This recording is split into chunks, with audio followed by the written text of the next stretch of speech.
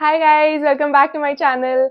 So today I'll be discussing a topic that has been asked really frequently in my previous videos, and that is related to my revisions during my CA inter preparations. So I'll be sharing things that helped me a lot during my revisions. So the first thing is I had paired my subjects.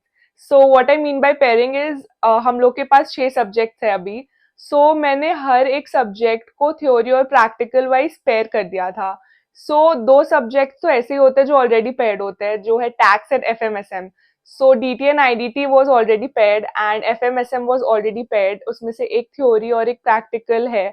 So that was paired. IDT or DT, maybe DT was more of practical, and IDT there were a lot of provision and stuff. So that was paired. And other than that, accounts and costing practical tha. So I paired them up with a theory subject. So I really loved doing accounts. So uske sang I had paired up law because also they were in group one. And costing I had paired it up with audit because costing was comparatively thoda sa chota compared to accounts, and audit was comparatively मेरे लिए थोड़ा बड़ा compared to law. So accordingly I had paired up. So you can also pair your subjects because every day I used to do two subjects and one was theory and one was practical.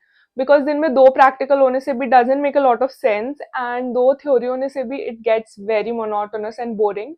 So मैंने क्या किया था, मैंने ऐसे pairing कर दी थी before starting my revisions, so that every day I could do two subjects. And although शुरू में मैंने सोचा था कि मैं एक subject करूँगी, but it's not that efficient, so it's better कि दो subject लेके चले. And if we go with 3 or 4, so it might depend कि what is your preference, but for me दो वर द बेस्ट बिकॉज तीन के संग थोड़ा ज्यादा हेक्टिक हो जा रहा था एंड ज्यादा जगलप हो जा रही थी चीजें. So I went with two subjects every day. So the second is theory and practical subjects के लिए मैंने कैसे प्रिपेयर किया था रिविजन्स के टाइम पर. सो थ्योरी सब्जेक्ट्स में we need a lot of conceptual clarity, and other than that it's a thing that is very important, and that is we need to learn the points. Like although we might understand the provisions and we might have the conceptual knowledge, but over and above that ICI wants us to remember the points, because I feel like it's fair for them, because when they are giving us marks they need to have something, and that is ICI modules for them. So अगर हम लोग कुछ और भी लिख रहे हैं अपने मन से, so it becomes very subjective for them to rate us and give us marks. So it's very important, क्योंकि जब वो लोग पेपर चेक करते हैं तो आईसीआई मॉड्यूल के ही आंसर्स वो लोग साइड में रखते हैं और हम लोग के पेपर साइड में रखते हैं. So if the words are not matching, the examiner will not go in so much of depth कि तुम क्या लिखना चाहती थी एंड उसका क्या मतलब था. So they just go around for key words. So मैंने जब प्रिपेयर किया था तो more than conceptual knowledge I also focused on the fact that मुझे वो कीवर्ड्स याद रहे, क्योंकि although they might be little similar, हर एक चैप्टर में उतने डिफरेंट वर्ड्स नहीं रहते हैं, but still there are a few keywords for some things. And वो कीवर्ड्स पे ज्यादा मैंने फोकस किया था. And I use to recall, like I use to like write 4 to 5 points, क्योंकि हर एक क्वेश्चन आईसीआई में मैक्सिमम 7 मार्क्स तक जाता है यूजुअली. सो और उतना मॉड्यूल में भी कभी कभी पॉइंट्स होते नहीं है. So I would try to remember like 5 points for each question. तो मैंने हर एक क्वेश्चन के लिए 4 पॉइंट्स लर्न किए थे. एंड उसमें I use to recall, like मैं पहले लर्न कर लेती थी वो keywords and then I use to close my book and I use to recall. And नहीं होता था तो वापस देखती थी and I use to actively recall. So that is one thing that I did for my theory subjects, and this is something that really helped me. And coming to practical subjects, obviously conceptual clarity is very important, because वो लोग कभी कभी technical adjustments दे देते हैं जो हम लोग को conceptual clarity के बिना उतना समझ में नहीं आएगा एग्जाम में. obviously there is a lot of panic also. so अगर conceptual clarity नहीं होगी so बहुत ही कम chances होते हैं कि हम लोग को समझ भी आए कि कैसे इस question को figure out करके solve करना है. so that is the first thing. and the second thing is writing practice. Like revisions के टाइम पे I did something that was not right, कि मैं कुछ कुछ क्वेश्चंस बस देख ले रही थी, मैं उसको हाथ से नहीं बना रही थी. एंड जब मैं उसके बाद उसका टेस्ट लिखने गई तो मेरे को वो जगह पे दिक्कत आई. लाइक मेरे को क्वेश्चन तो दिख रहा था, बट पता नहीं क्यों वो मुझसे बन ही नहीं रहा था. ऑल्दो मेरे को पता था वो कैसे बनाना है, बट मेरे से वो बन नहीं रहा था. So that is something that is very important, कि हम लोग जब भी like even if we are doing a little sum ना, हमें उसे हाथ से बनाना चाहिए if it's a practical subject. Although हम उसको पूरा डिटेल में नहीं लिखे, लाइक पर्टिकुलर्स में पूरा पर्टिकुलर्स वर्ड एंड ऑल नहीं लिखे, maybe we just like थोड़ा हम लोग शॉर्ट करके लिखे, but we need to write, क्योंकि प्रैक्टिकल सब्जेक्ट्स में बिना राइटिंग प्रैक्टिस की there is a muscle memory that gets developed, right? So अगर हम लोग उसको लिखेंगे नहीं तो it becomes very tough for our brain to recall everything, भले ही we have everything stored, it's not necessary कि एग्जाम में हम लोग वो एग्जैक्टली लिख पाए, and a lot of speed is required in exam, and that will only come if we have writing practice. So even if I was doing like 2-3 sums अच्छे से, I would focus on writing practice, and I would suggest that when you are doing it, it's obviously not possible for you to do all the sums in one chapter, right? तो focus on those sums that cover majority of the provisions या फिर majority of the adjustments. Like there are some master questions, you know, like 5 master questions हो सकते हैं एक chapter के, जिसमें major adjustments, major technical difficult adjustments, you know, जो हम लोग के टीचर्स या हम लोग को खुद से भी लगता है that this is a very good question जो बहुत कुछ कवर कर रहा है, तो उसको भी अगर हम लोग सॉल्व कर लेंगे ना, छोटे छोटे जो क्वेश्चंस होते हैं उन्हें हमें हाथ से बनाने की जरूरत नहीं, because that automatically gets covered in the big question. So I would try to solve the big question then, जिससे मेरी राइटिंग प्रैक्टिस भी हो जाती थी एंड मैक्सिमम प्रोविजंस भी कवर हो जाते थे और टाइम भी मेरा उससे ज्यादा नहीं लगता था. So that is one thing that is very important. So the next thing is, after every chapter or a few chapters, I would refer to the PYQs of those chapters. So suppose मैंने costing में एक chapter खत्म किया, तो मैं उस chapter related previous 5 या 6 attempts के 5 या 6 question होंगे, हर attempt में एक आते होंगे, maximum 2 आते हैं. So I would try to refer to those big questions, या फिर जो भी वो question आया रहता था कि ये वाला question अब मेरे से solve हो रहा है कि नहीं हो रहा है. अगर वो मेरे से solve नहीं होता था तो मैं वो रिविजन वापस करती थी चैप्टर का, पर अगर वो मेरे से सॉल्व हो जाता था तो it would also give me a sense of confidence कि हाँ मेरे से हो रहा है. सो that is very important, because for example a chapter is like very big and हम लोग 6-7 प्रोविजन पे फोकस किए, बट हम लोग जब पीवाईक्यू देख रहे हैं, हम लोग देख रहे हैं कि उसी प्रोविजन पे कंटिन्यूसली क्वेश्चन आते जा रहे हैं, हम लोगों ने ये 6-7 प्रोविजन पढ़े हैं. So that also helps us कि नहीं, हमें ये 2-3 प्रोविजंस भी बेटर तरीके से पढ़ने, because these are also very important. So while revising, it's not like blindly revising कि हम लोग पढ़ रहे हैं चैप्टर खत्म कर रहे हैं. इट्स वेरी इंपॉर्टेंट कि हम लोग जो भी चैप्टर कर रहे हैं या फिर 3-4 चैप्टर के बाद भी we go to the PYQs, MTPs, RTPs, हम लोग कुछ देखे कि किस एरिया से कैसे टाइप के क्वेश्चन आ रहे हैं. फॉर एग्जाम्पल हमने एक क्वेश्चन किया और वो क्वेश्चन के जितने भी एडजस्टमेंट्स है those are not that important, ICA कोई और एडजस्टमेंट्स ही पूछता रहता है हर बार. So that will only get cleared if we refer, and ऐसा ओवरऑल ना it's very difficult. So it's better कि हम लोग चैप्टर वाइज जाए, क्योंकि चैप्टर के बाद ना 2-3 क्वेश्चन देखने में इट्स प्रिटी इजी, बट ऐसा 12 चैप्टर्स हो जाते हैं ना, तो 12 के 2-3 क्वेश्चन देखना इट्स वेरी हेक्टिक, और हम लोग कभी भी नहीं करते हैं वो. सो आई वुड रेफर कि मैं 1-2 क्वेश्चन देख लूं उस चैप्टर का मिनिमम, ताकि मेरे को एक आइडिया तो लग जाए कि आईसीआई जो पूछ रहा है और मैंने जो रिवाइज किया है that is aligning as well. The next one is I would divide my chapters in 3 parts. So the first part was like very tough वाले chapters, and जो chapters मुझसे होते ही नहीं थे, मुझे अच्छा ही नहीं लगता था करना, and they were tricky, they were lengthy. जो भी मुझे उससे जो भी दिक्कत थी वो सारे chapters को मैंने एक साइड कर दिया था. The second category was interesting chapters, like even if they are tough, they are interesting to me. Even if they are easy or anything, I love doing it and it's very interesting to me. मुझे I look forward to doing those things.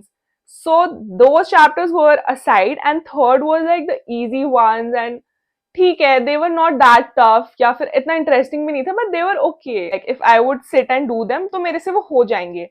तो मैंने 3 categories में divide किए थे अपने chapters को. हर subject के मैंने चैप्टर्स को वैसे डिवाइड किया था रिविजन्स के टाइम पर. So I would focus on those chapters in the morning जो मुझे बहुत लेंथी एंड बहुत ज्यादा टफ लगते थे, क्योंकि मॉर्निंग में I am a morning person, and morning में मुझे लगा था कि मैं सबसे ज्यादा एफिशिएंट हूँ, तो मैं उन्हें पहले ही टैकल कर लूंगी, तो बाकी डे में I would not be burden कि मुझे ये वाले चैप्टर्स आज पूरे दिन में करने हैं.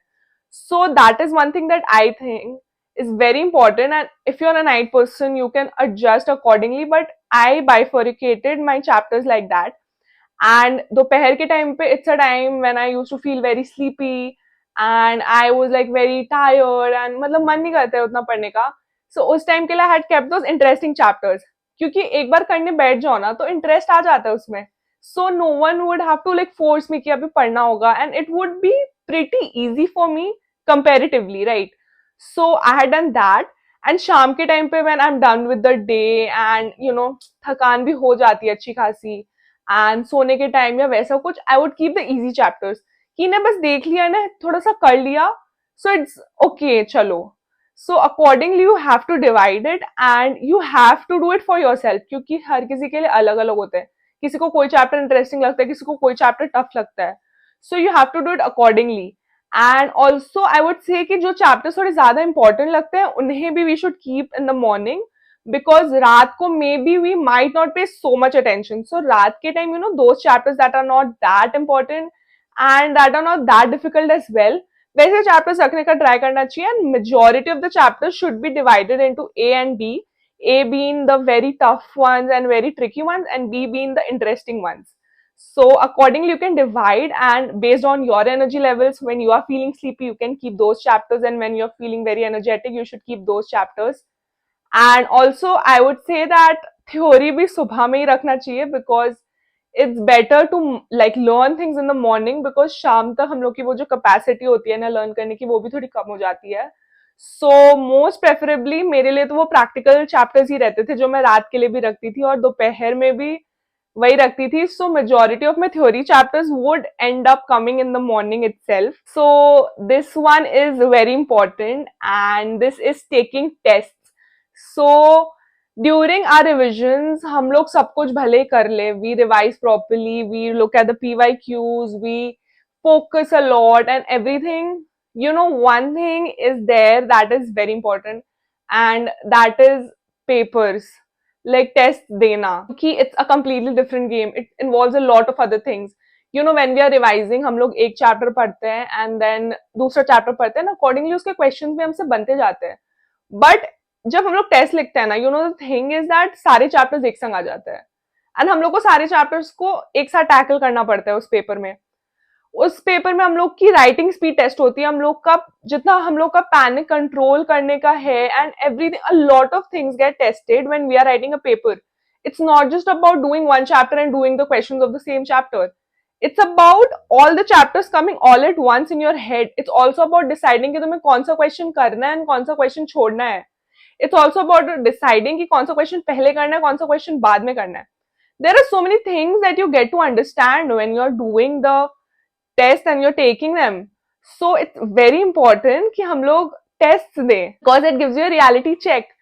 I know that I have been someone who's like very afraid of taking tests, and I am a perfectionist and I want to be like, मेरे को अच्छे numbers चाहिए. I am like, मुझे अच्छे numbers अगर नहीं आते हैं तो I feel very demotivated, I feel very sad, and I'm not like मेरे को गंदे मार्क्स आ गए तो मैं बहुत ज्यादा मोटिवेट हो जाती हूँ कि नहीं नेक्स्ट टाइम मैं इतने अच्छे से दूंगी test. So that was something that affected me a lot. But it's even worse when you go exam hall में and you cannot write anything. So even though शुरू में मुझे थोड़ी दिक्कत हुई थी, I ended up writing tests and it really helped me. It made me understand कि मेरी कुछ कुछ जगह पे स्पीड एक्चुअली में स्लो थी एंड मेरे को वो बढ़ानी पड़ी. It made me understand कि मुझे सारे चैप्टर्स को एक साथ लेके चलना पड़ेगा. It made me understand कि कोई क्वेश्चन अगर नहीं हो रहा है तो उसको तब वहां पे छोड़ के नेक्स्ट क्वेश्चन करो, बिकॉज वो 5 नंबर का क्वेश्चन में मैं ज्यादा टाइम देती जा रही हूँ, उसके आगे और 25 नंबर के क्वेश्चंस बचे हुए हैं जो मुझे अच्छे से आते हैं. I need to let go. There are so many things that you actually end up understanding. It obviously depends on you, how you want to plan it, but it can be like 3 parts कर दो तुम एक subject के, and उसके एक part के जब chapters हुए तब तुम टेस्ट दो, सेकेंड पार्ट हुए तब टेस्ट दो, थर्ड पार्ट हुए तब टेस्ट दो, या फिर ओवरऑल जब सब्जेक्ट खत्म हुआ तब टेस्ट दो. But you need to give an overall test for sure, and छोटे छोटे test if it's feasible and if you can it's the best. But overall 2 test अगर दे पाओ तो इट्स रियली गुड, बिकॉज हम लोग प्लान तो करते हैं but it ends up not resulting into what we expect. But even if you're giving 2 tests, it's like really commendable and it's really helpful as well. So revisions ke baad you need to plan a test and just make sure you give it. Like although you might feel ki nahi prepared hai, ye wo, just take it I know end moment तक नहीं लगता. ICI के exams में भी hall में जाने तक लगता है कि ये नहीं पढ़ लिया, वो नहीं पढ़ लिया, ये वो, बट कुछ ना कुछ छूट जाता है टेस्ट के पहले. You just have to keep your books aside and you have to be really honest with yourself. तुम 3 घंटे का ही पेपर लिखो, 15 मिनट रीडिंग टाइम रखो उसका. Just do it in an exam like environment. And if you take tests during your revisions, you'll feel so confident when you go into the exam hall. Like, you will not feel that it's a new environment. You know, कभी तुम test ही नहीं दोगे और तुम exam hall में जाओगे ना, अलग लेवल का पैनिक होगा. बट अगर तुम टेस्ट देते रहोगे और तब तुम एग्जाम हॉल में जाओगे ना, you'll feel like this is just another test. And that is what I did during my revisions, and I hope it helps you as well in planning your revisions. So I'll see you in the next video. Thanks for watching.